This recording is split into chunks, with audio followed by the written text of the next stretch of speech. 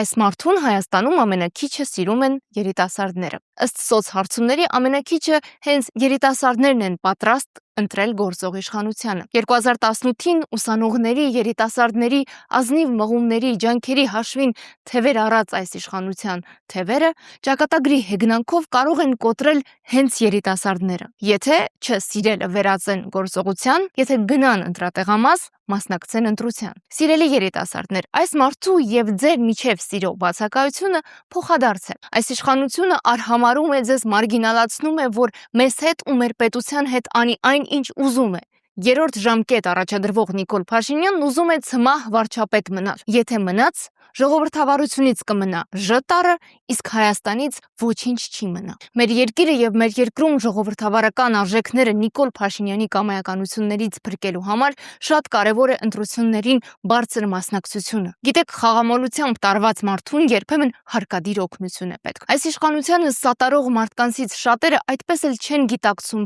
որ իրենք սխալվել են, որ արդեն մի քանի անգամ տանուլ են տվել խաղը։ Այս մարդկանց հարկադիր օգնություն է պետք։ Սիրելի երիտասարդներ, ձեր բարձր մասնակցությամբ թույլ չտաք, որ այդ ակտիվ փոքրամասնությունը տանուլ տա բոլորիս ապագան։ Մեկ օրինակ, 1960 թվական փետրվարի 1 Միացյալ Նահանգներում սևամորթ 4 ուսանող մուտք են գործում միայն սպիտակամորթների համար նախատեսված ճաշասրահ եւ դուրս չեն գալիս։ Բողոքի այդ փոքր ակցիան ժամանակ անց վերածվում է մեծ պայքարի, մեծ արդյունքներով։ Արգելվեց ռասայական խտրականությունը հասարակական վայրերում, ապահովվեց սևամորթների ընտրական իրավունքների պաշտպանությունը։ Հայ երիտասարդները իհարկե ոչինչով չեն զիջում, բայց կա մեծ տարբերություն։ Հայաստանում ապրող երիտասարդներն օբյեկտիվ պատճառներով առավել մեծ պատասխանատվություն ունեն քաղաքացիական բարձր գիտակցություն դրսևորելու հարցում։ Եթե որևէ մեկը համարձակվի կասկածի առնել հայ երիտասարդների որակն ու ներուժը, հիշեք, ինչպես էին պատերազմի օրերին հազարավոր երիտասարդներ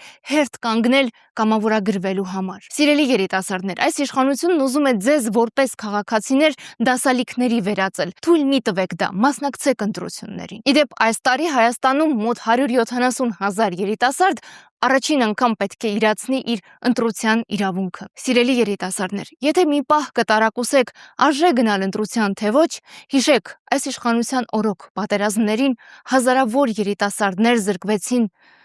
երբևէ ընտրություն կատարելու հնարավորությունից։